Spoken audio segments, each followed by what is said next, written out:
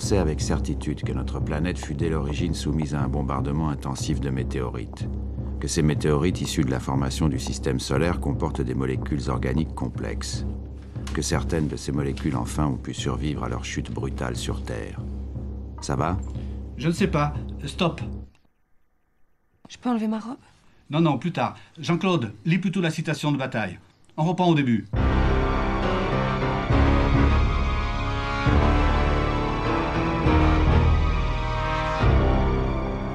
Vas-y, Jean-Claude. Je le répéterai sur tous les tons. Le monde n'est habitable qu'à la condition que rien n'y soit respecté. Bien. Maintenant, les informations. Je me déshabille? Non, plus tard. Vas-y, Jean-Claude. Maison de Radio France, mai 1996. Trace numéro 1, enregistrement du 10 décembre 1954. Il y a à partir d'un certain moment une nécessité pour la sensibilité de faire appel au trouble. On ne peut pas émouvoir sans que le trouble soit en jeu.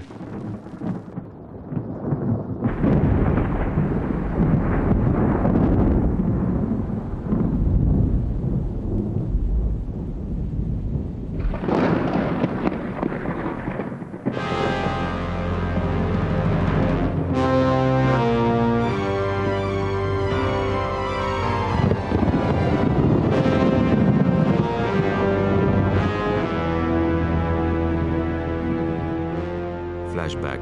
Nous sommes à Reims au tout début du siècle. Georges Bataille a 5 ans, ou 7, ou 10. Sur cette photo, il en a 33 et il est l'auteur anonyme d'un livre scandaleux, Histoire de l'œil. Il y a longtemps qu'il a fait l'apprentissage du malheur. Trace numéro 2, enregistrement du 20 mai 1951. J'avais un frère qui avait 7 ans de plus que moi. Mon père était aveugle, ma mère n'en était pas réjouie. La maison était très triste. Vous avez toujours connu votre père aveugle? Oui, toujours. Est-ce que vous vous rappelez les premières impressions quand vous étiez tout enfant et que vous avez pu ressentir en découvrant que votre père ne voyait pas? Et oui, en effet, il arrivait que mon père reste dans la pénombre, puisque allumer une lumière n'avait pas de sens pour lui. Si personne d'autre n'était là que moi, personne n'allumait de lampe. Et je restais là, je me rappelle, dans un état de prostration et de dégoût même, très profond. Je me rappelle très bien des heures passées dans la pénombre, qui étaient vraiment parmi les plus pénibles de ma vie. Mais vous deviez, étant petit enfant, avoir l'impression que votre père ne pouvait pas se proposer, lui, un but défini dans la vie. Car un aveugle, c'est quelqu'un qui est séparé du monde extérieur, qui est obligé de marcher à tâtons. Et il est possible que, inconsciemment, vous ayez déjà eu en vous un certain sentiment d'inanité, de diriger et de centraliser ses efforts vers un but défini, parce que le père, lui, n'était pas capable de le faire. Ceci est peut-être d'autant plus vrai que vous avez dit une chose qui m'a frappé. Vous parliez de mon père comme marchant à tâtons. Mon père ne marchait pas à tâtons pour la bonne raison qu'il était aussi paralytique.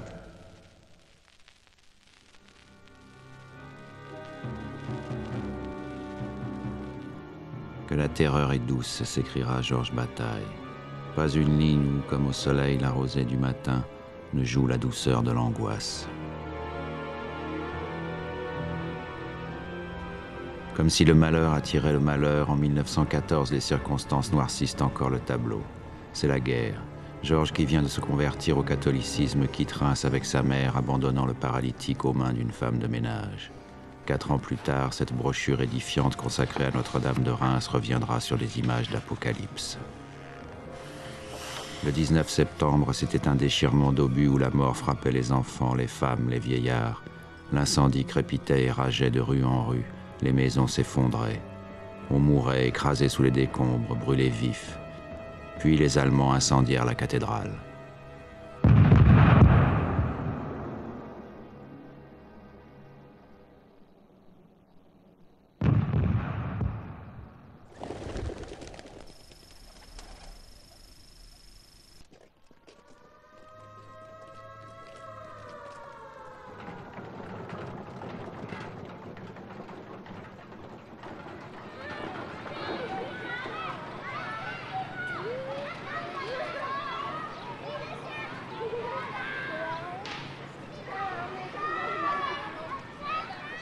Lorsque Georges retourne à Reims, son père est mort. Image à jamais obsédante. J'ai abandonné seul mon père, l'aveugle, le paralytique, le fou, criant et gesticulant de douleur, cloué dans un fauteuil crevé.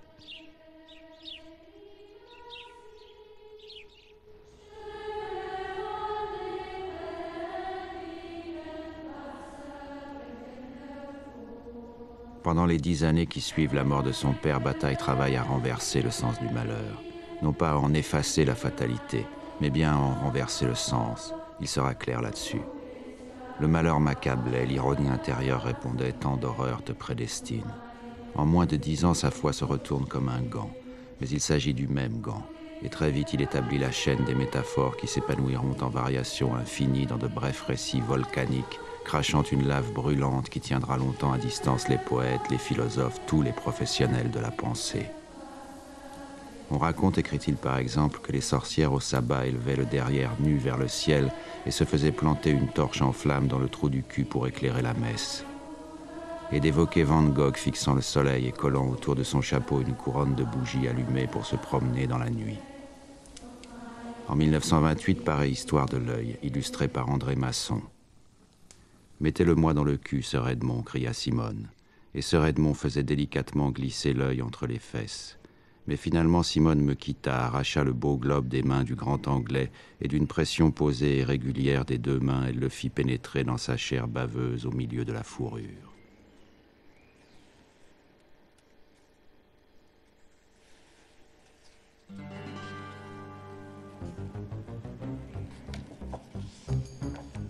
Pour bien comprendre la portée tragique de ce livre joyeux et blasphématoire, il faut se reporter à l'épisode de Granero, page 67.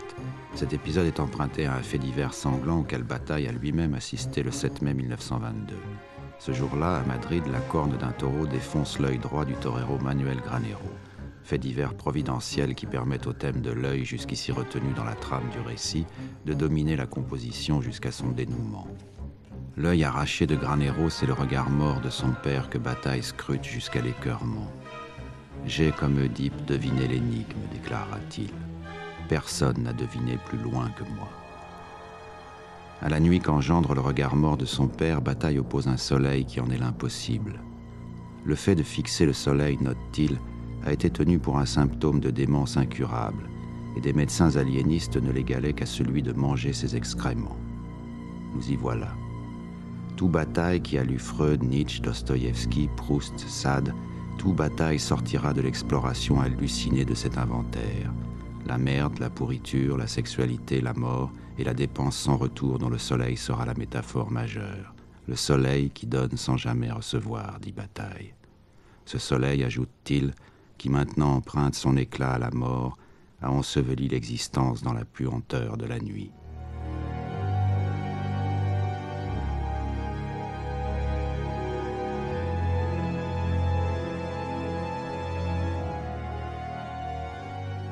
Peu avant d'écrire Histoire de l'œil, Bataille avait entrepris une brève analyse avec le docteur Adrien Borel. À cette occasion, le docteur Borel lui avait communiqué le cliché d'un supplice chinois appelé « supplice des 100 morceaux », image qui le poursuivra toute sa vie et dans laquelle il discernera une valeur infinie de renversement.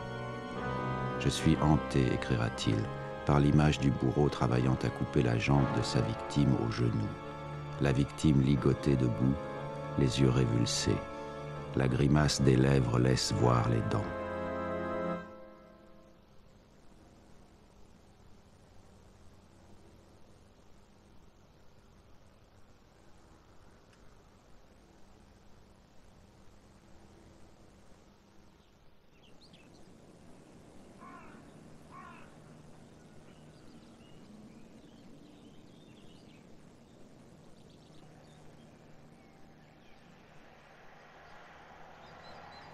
En 1928, Histoire de l'œil est un livre crypté. Aujourd'hui, c'est un témoignage criblé d'indices biographiques, comme si la substitution du nom de Bataille à son pseudonyme, Lord Hoche, avait révélé le versant documentaire de l'ouvrage que masquait jusqu'ici l'extravagance de la fiction. Nous savons par exemple que les ruines évoquées dans le dernier chapitre sont celles-ci, c'est-à-dire celles du château d'Apchon. Bataille, qui enfant en avait fait un lieu de pèlerinage, y retournera à plusieurs reprises au cours de sa vie. Une ancienne photo en témoigne.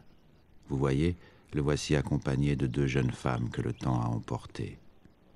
Quel âge a-t-il? 27 ans? 28 ans?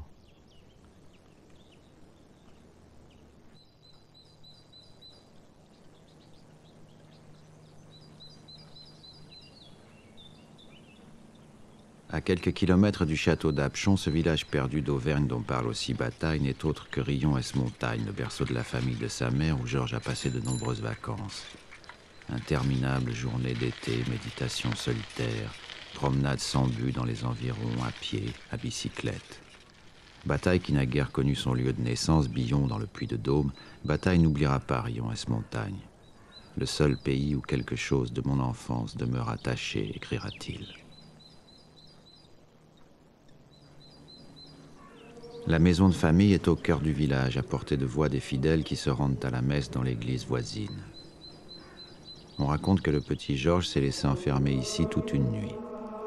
Et en 1914, lorsque la guerre l'a chassé de Reims, n'a-t-il pas plus d'une fois trouvé refuge entre ces murs avant de s'inscrire au petit séminaire de Saint-Flour?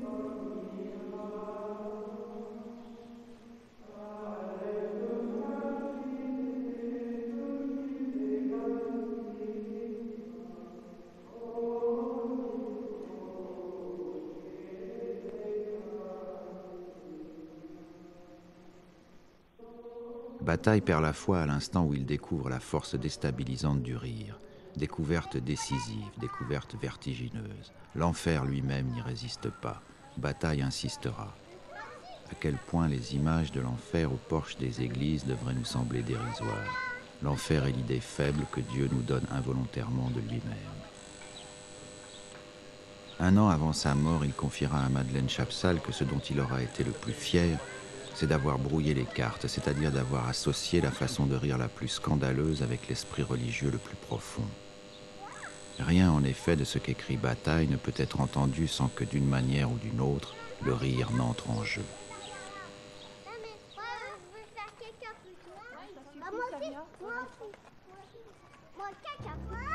Tandis qu'Histoire de l'œil entame une existence souterraine, en 1929, Bataille émerge dans l'Époque avec Documents, une revue abondamment illustrée consacrée à l'archéologie, aux beaux-arts, à l'ethnographie, aux variétés. Bataille y donne ses premiers articles déroutants, sur des thèmes eux-mêmes peu fréquentés. Le cheval académique, le langage des fleurs, le gros orteil. C'est peu dire que Bataille dérange l'orthodoxie des avant-gardes. À l'heure où Breton et ses amis surréalistes mettent en circulation de belles créatures imputrescibles, Bataille préfère s'intéresser à la secrète épouvante causée à l'homme par son pied. Aux yeux de Breton, Bataille est un obsédé qui ne considère au monde que ce qu'il y a de plus vil, de plus décourageant et de plus corrompu. Bien vu, qui pourrait s'enorgueillir d'un diagnostic aussi irréfutable.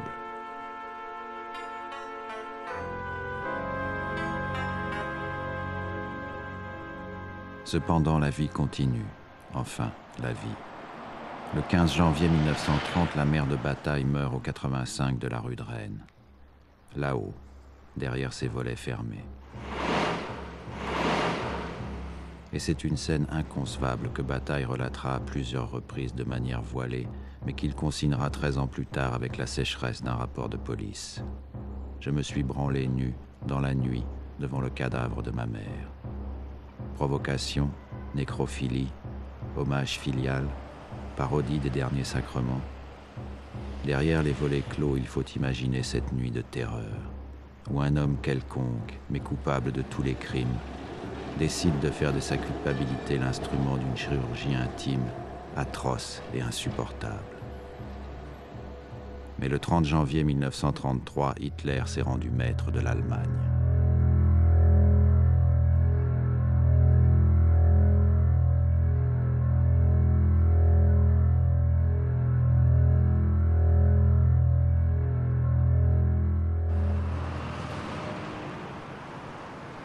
Au cours de ces années hantées par le spectre du fascisme, la place de la Concorde est le théâtre de troubles violents.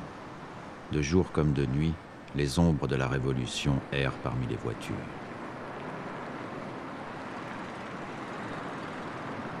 Pour Bataille, la place de la Concorde est la place de la terreur. Le peuple a tous les droits, écrit-il. Le peuple est même en droit d'ignorer les souffrances qu'il exige. Lorsque Document a disparu, Bataille a rejoint la critique sociale de Souvarine, où il publie des textes qui engagent sa pensée plus loin encore dans l'analyse de l'animal humain. Bataille, penseur politique, il faudra bien se résoudre à le reconnaître. L'année même du Front populaire, après avoir échoué à rassembler l'avant-garde de gauche autour d'un projet de front commun contre le fascisme, il invente une nouvelle revue qui porte le nom d'Acéphale et regroupe quelques amis convaincus. André Masson, Roger Caillois, Pierre Klossowski. Acéphale, c'était une façon de parler et de dire contre le fascisme, contre les exploitations, les fausses exploitations de Nietzsche, une restitution, une défense de cette politisation qui venait d'Allemagne de Nietzsche, n'est-ce pas? Et montrant parler du vrai Nietzsche à tout point de vue. Et non, c'était très très précieux, certainement un travail extrêmement précieux. Et puis aussi, pas seulement en Allemagne, mais en France, n'est-ce pas? Aussi, de façon extrêmement étroite, d'exploiter Nietzsche. Il y avait eu de très belles premières éditions, qui étaient très intéressantes. Et puis alors finalement, tout un côté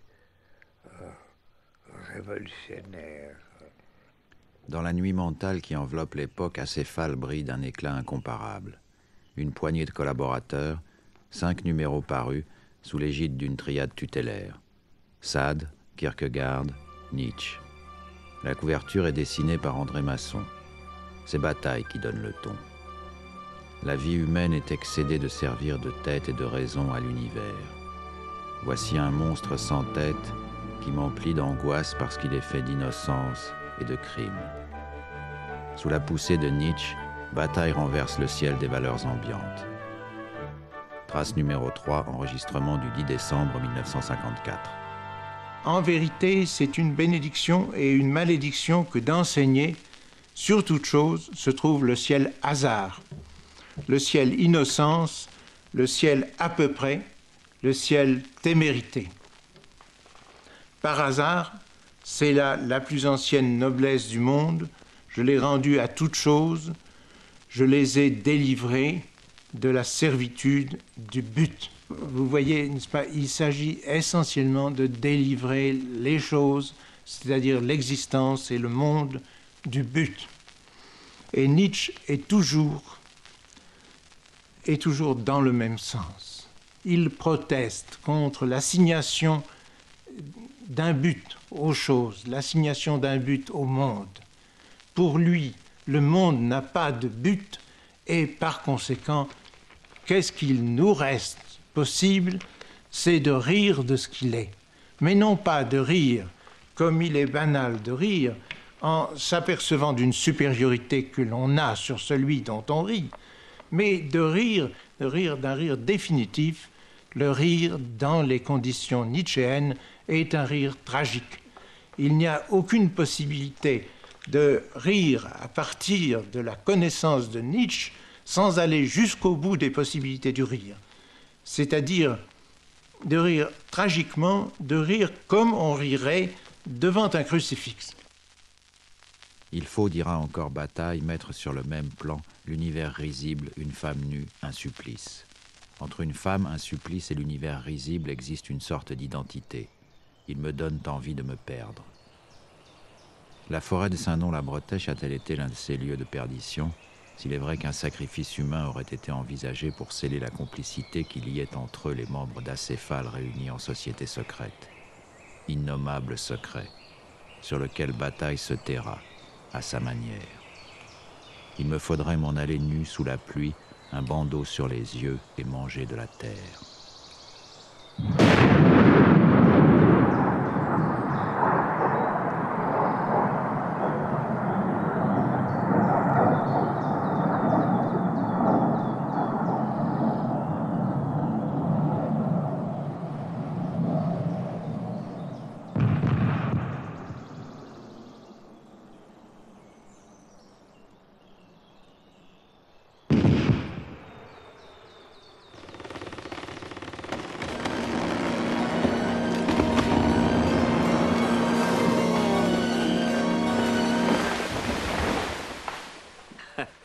Non, il ne faut pas prendre ça au sérieux. On avait des réunions en pleine forêt. En pleine forêt, devant un arbre foudroyé, et des choses comme ça, n'est-ce pas? Et alors, il fallait se recueillir. Et ce Caillois s'intéressait beaucoup à ça. Mais en réalité, non. Il y a eu beaucoup de mise en scène. Beaucoup de mise en scène.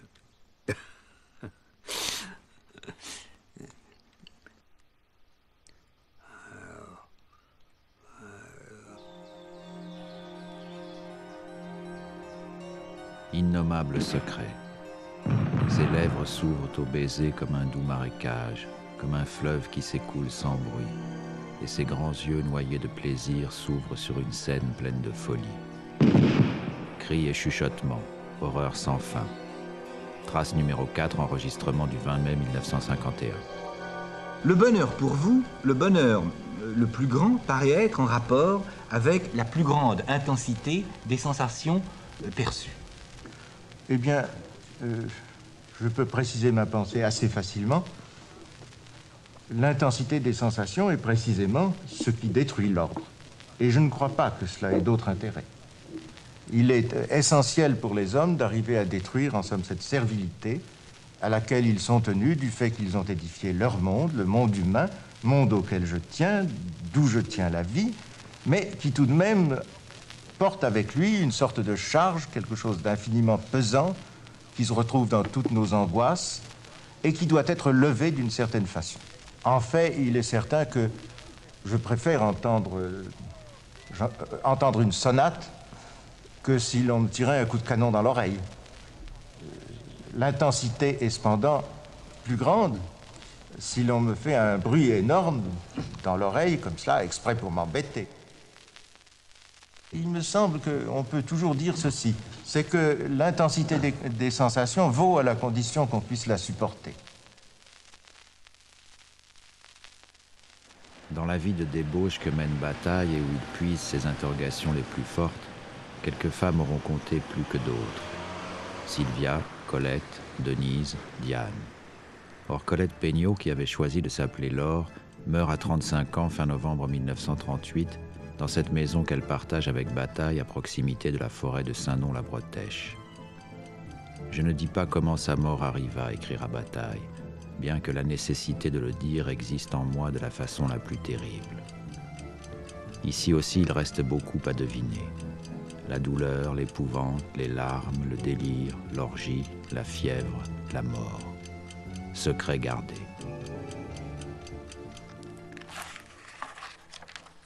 Un an plus tard, le 5 septembre 1939, 2 jours après la déclaration de guerre, il commence d'écrire Le Coupable.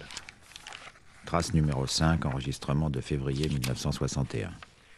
Je dois dire que le Coupable est le premier de mes livres qui m'ait donné une sorte de satisfaction, anxieuse d'ailleurs, que ne m'avait jamais donné aucun livre, et qu'aucun livre ne m'a donné depuis. C'est peut-être le livre dans lequel je suis le plus moi-même, qui me ressemble le plus, parce que je l'ai écrit comme dans une sorte d'explosion assez rapide et assez continue. Des filles nues, dévêtues à demi, comme un hoquet, comme un plancher qui craque. Et plus loin, ce qui précède n'était pas écrit de sang-froid.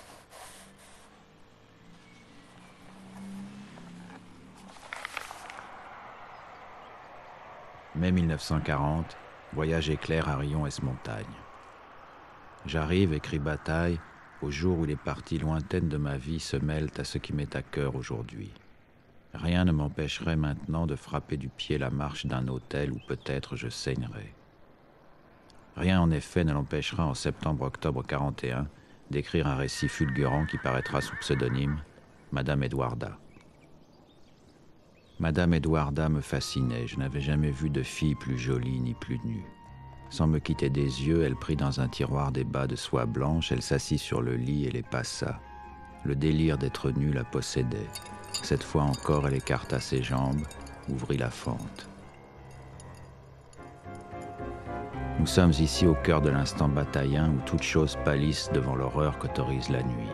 On comprend que Bataille, qui écrit le supplice dans la foulée de Madame Edwarda, est tenu à faire remarquer qu'il n'aurait pu écrire le supplice s'il n'en avait d'abord donné la clé lubrique. Et cette clé, c'est Edwarda, nue, tirant la langue au milieu d'une salle bondée d'hommes et de femmes.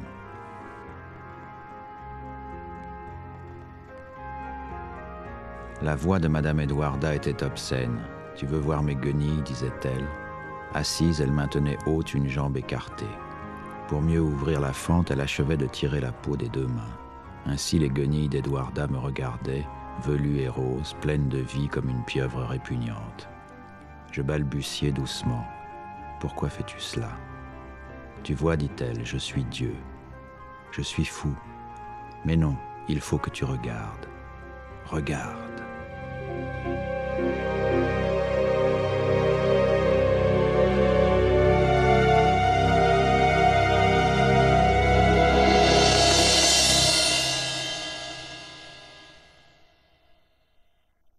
Vendredi 26 avril 1996. Un voyageur et son ombre arrivent à Vézelay. Marche sous ses pins, recommande l'ombre et regarde les montagnes derrière toi. Le soleil se couche. Le voyageur sourit et s'éloigne.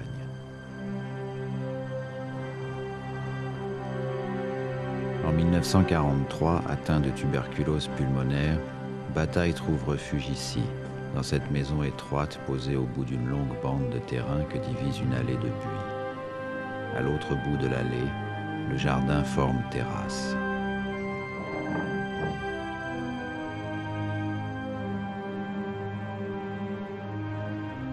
À Vézelay, Bataille rencontre Diane Kochoubet de Beauharnais qui sera sa dernière compagne. La voici sur la terrasse qui domine les remparts du village. Elle sourit à l'objectif. C'est l'été probablement. Tout l'indique. Auprès d'elle, Bataille rit. Instant de pur bonheur, chute hors du temps. La guerre est loin. Quelle heure est-il ? Avec la chute du jour, écrit Bataille, cesse l'agitation angoissée. Je vais sur la terrasse m'étendre dans ma chaise longue. Le ciel est pur et pâli. Des hauteurs en ondulation s'étendent au loin, par-delà le calme des vallées. Lorsqu'il se rend sur les lieux un demi-siècle plus tard, le voyageur s'informe. Qu'écrit Bataille en cette époque bénie ? Qu'attend-il de lui-même ? Le moins que l'on puisse dire est que sa pensée et ses obsessions ne lâchent pas prise, il suffit de le lire. Ici, une tentative d'autobiographie. L'école des Chartes qui l'a conduit à la Bibliothèque nationale. La religion. Huissement. J'aimais Huissement, écrit-il, et ceci. Je voulais connaître le Moyen-Âge afin de ne pas être enfermé dans le temps présent. Tout au long de ces années, Bataille remplira de nombreux cahiers. Journaux intimes, carnets de bord, poèmes, essais, récits, fragments divers. Certains d'entre eux seront regroupés et deviendront des livres.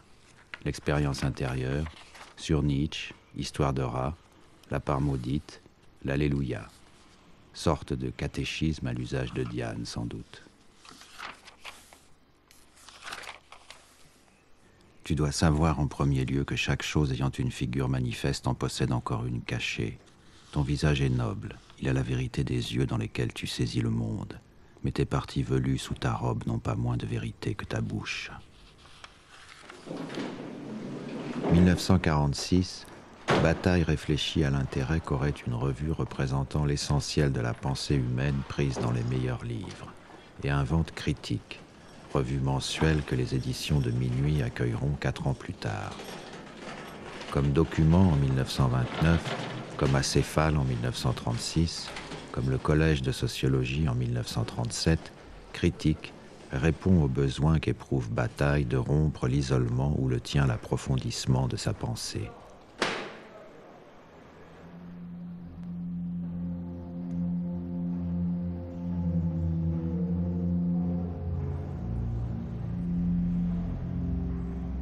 Il faut pourtant y revenir à cette pensée qui ne fut peut-être jamais aussi active, aussi crucifiante que durant ces années de guerre et d'immédiate après-guerre.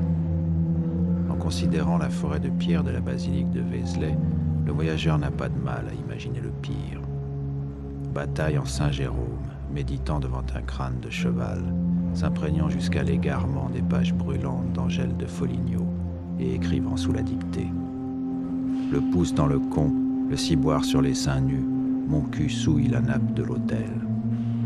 Blasphème, messe noire, sabbat de sorcière, le voyageur se souvient. Je voulais connaître le Moyen-Âge afin de ne pas être enfermé dans le temps présent. Et une image lui revient soudain, obsédante et grotesque. Au milieu d'un essaim de filles, Madame Edwarda, nue, tirait la langue.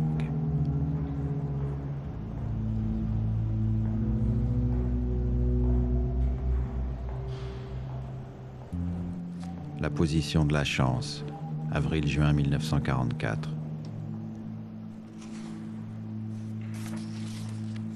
Vézelay, 24-1-43. Que c'est ennuyeux de réfléchir tout le temps sur tout le possible. La phénoménologie de l'esprit.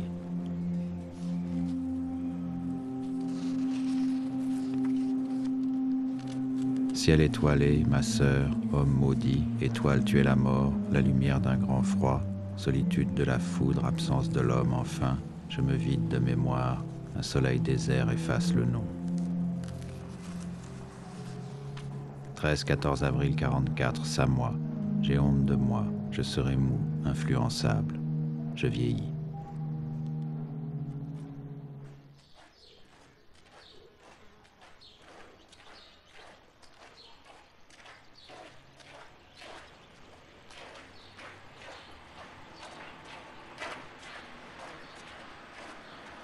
En 1943, la maladie avait obligé Bataille à abandonner son poste de bibliothécaire. En 1949, le manque d'argent l'oblige à le reprendre, à Carpentras d'abord où il s'ennuie, puis à Orléans où il s'installe en 1951.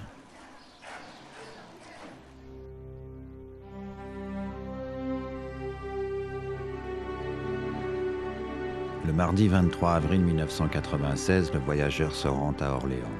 Pour Bataille, après 2 années de purgatoire, Orléans est un havre de paix. Proximité de Paris, appartement de fonction, nouvelle aurore. Comme toujours, à Orléans, la douloureuse liberté de sa pensée s'accompagne d'un effort de conceptualisation qui sera longtemps incompris. Je ne suis pas un philosophe, précise-t-il pourtant. Je suis un saint, peut-être un fou. Trace numéro 6, enregistrement du 10 décembre 1954. Évidemment, ce que j'ai à dire est tel que son expression a plus d'importance pour moi que le contenu. La philosophie, en général, est une question de contenu. Mais je fais, pour ma part, appel davantage à la sensibilité qu'à l'intelligence. Et dès ce moment, c'est l'expression par son caractère sensible qui compte le plus. D'ailleurs, ma philosophie ne pourrait en aucune mesure s'exprimer sous une forme qui ne soit pas sensible. Il n'en resterait absolument rien. C'est seulement à partir du moment où je donne une forme qui pourrait passer pour passionné, qui peut aussi passer pour noir, mais je ne crois pas être plus noir que Nietzsche.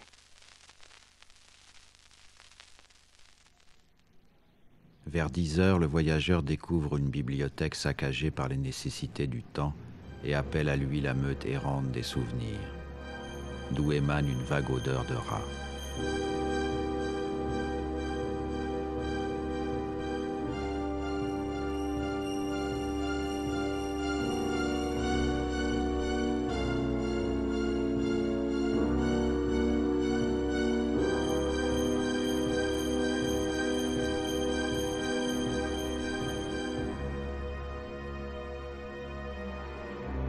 Voici la salle de lecture, telle qu'elle était. Voici Bataille, tel qu'il était.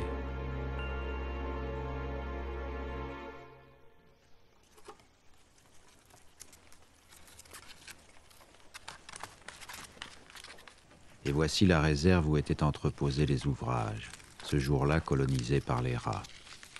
Ces rats, écrit Bataille, qui nous sortent des yeux comme si nous étions des tombeaux. Devant ce désastre banal, le voyageur se sent aspiré par le vertige de la lecture. Cette partie des filles entre la mi-jambe et la ceinture, qui répond violemment à l'attente, y répond comme l'insaisissable passage d'un rat.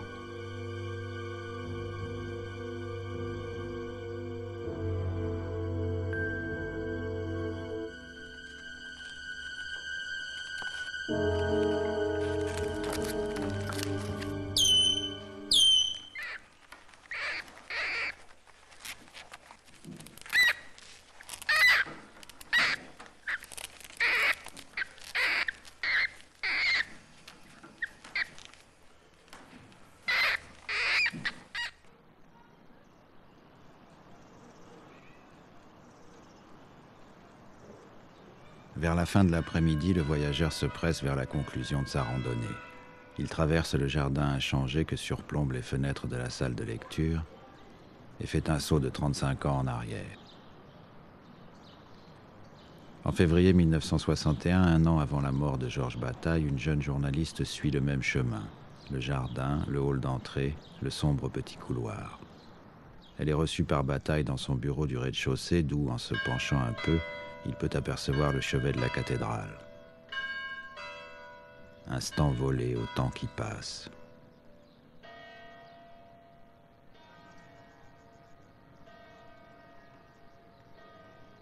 La jeune femme s'appelle Madeleine Chapsal. Elle est accompagnée d'un photographe et enregistre l'entretien sur un magnétophone portable. Depuis plusieurs années, Bataille est atteint d'artériosclérose cérébrale. Il est bon de le savoir. Trace numéro 7, enregistrement réalisé par Madeleine Chapsal en février 1961. Mais enfin, tout le monde sait très bien ce que représente Dieu pour l'ensemble des hommes qui y croient et quelle place il occupe dans leur pensée. Et je pense, en supprimant le personnage de Dieu à cette place-là, il reste tout de même quelque chose, il reste une place vide. Et c'est de cette place vide que j'ai voulu parler. Au fond, c'est à peu près la même chose que ce qui arrive quand on prend conscience pour la première fois de ce que signifie, de ce qu'implique la mort. C'est-à-dire le fait que tout ce que l'on est, est fragile et périssable. Que l'on est par conséquent destiné à avoir ce sur quoi nous basons tous les calculs de notre existence se dissoudre comme dans une espèce de brume inconsistante. Est-ce que ma phrase est finie ou bien...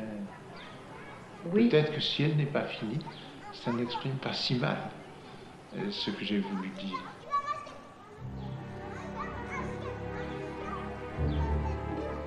Ce qu'il y a de valable dans les religions, c'est ce qui est contraire au bon sens. La vie d'un mystique chrétien est contraire au bon sens dans la mesure où elle n'admet pas l'immortalité, où elle... oui. Contraire au bon sens, attendez, j'ai peur de m'embrouiller. Si, au sens commun. Oui, mais je me suis bel et bien embrouillé parce que j'ai oublié quelque chose, une maille, et je suis comme les vieilles dames qui tricotent et qui lâchent une maille.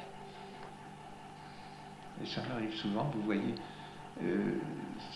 mon cerveau fonctionne encore, mais il y a des mailles qui me lâchent. Et je crois que cela tient à son état. Il y a en effet, par exemple, quand j'ai une attaque, c'est une grosse maille qui lâche. Et je dis cela parce qu'au fond, je tiens beaucoup à parler en matérialiste. J'y tiens vraiment. Je me sens d'accord avec tout ce qui est matérialiste, à une condition, c'est que l'on ne croit pas, pour être matérialiste, obligé de supprimer ce qui est tout de même une richesse. Par exemple, ces émotions qui ne sont pas entièrement différentes de la folie, qui ne sont en tout cas pas jamais entièrement différentes de ce qu'est l'amour, par exemple.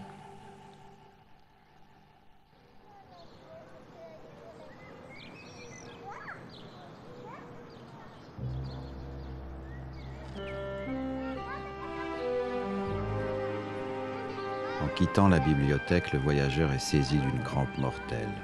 Il pousse son ombre devant lui dans la direction opposée aux rayons du soleil qui pourrit sur l'horizon. Plus loin, au fond du jardin, des enfants jouent. Le voyageur ne les a pas remarqués. « Où allons-nous » demande-t-il. L'ombre se tait. Sa réponse arriverait trop tard. Une fois encore, le voyageur se souvient. « Nel mezzo del cammin di nostra vita » Au milieu du chemin de notre vie, je me retrouvais dans une forêt obscure, car j'avais perdu la voie droite. Ah, qu'il est dur de dire ce qu'elle était, cette forêt féroce, âpre et forte, qui réveille la peur dans la pensée.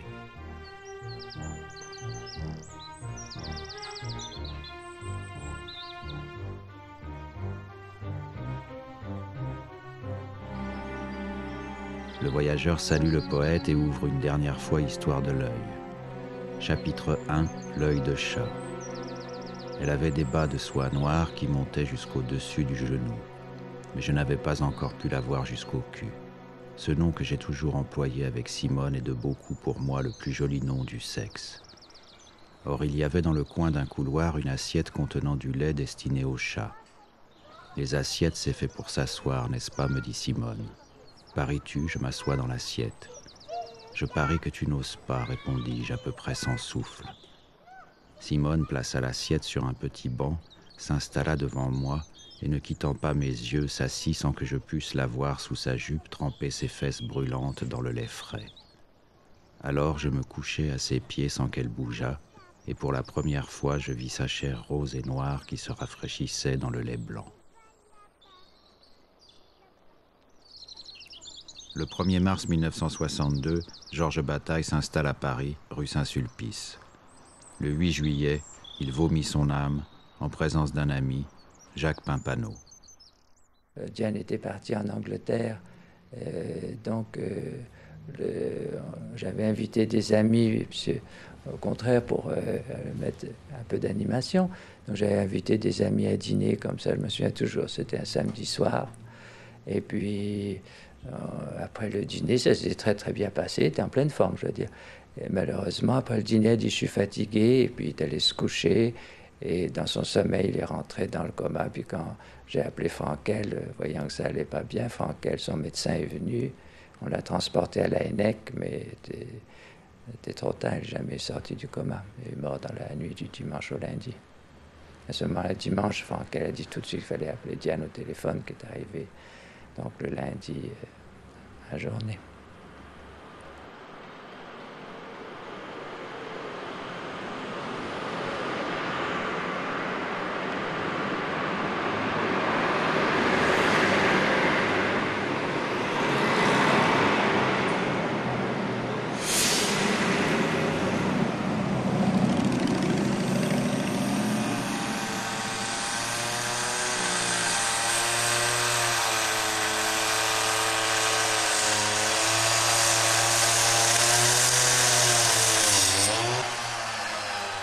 Il a été enterré à Vézelay. Diane voulait qu'il n'y ait personne.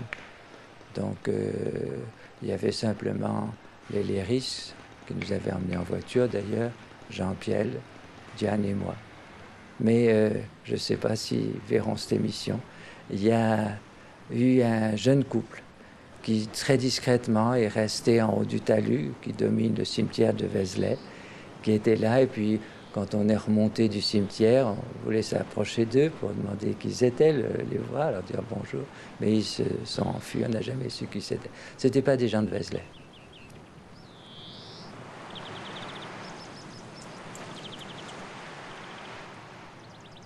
Le 8 juillet 1962, Georges Bataille a donc enfin rejoint sa vieille, sa fidèle copine, au ventre glacé et aux dents de chacal, la mort. Il peut enfin et pour toujours s'en aller nu, un bandeau sur les yeux et manger de la terre. Il a depuis longtemps fait le compte de ce qui accompagne un événement aussi peu considérable. Les fossoyeurs, les trous, les mouches d'eau, le vent, le soleil et l'horreur sans borne.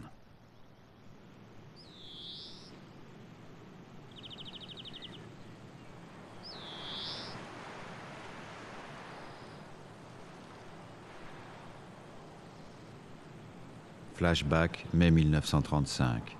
Bataille met un point final à un livre hanté par l'époque. L'Espagne, l'Allemagne, le fascisme, la mort. Troppmann et Dorothy arrivent à Trèves, en Allemagne. C'est la nuit, une nuit électrique qui bientôt embrasera toute l'Europe. La terre sous le corps de Dorothy était ouverte comme une tombe. C'est Troppmann qui parle. Son ventre s'ouvrait à moi comme une tombe fraîche. Nous étions frappés de stupeur, faisant l'amour au-dessus d'un cimetière étoilé.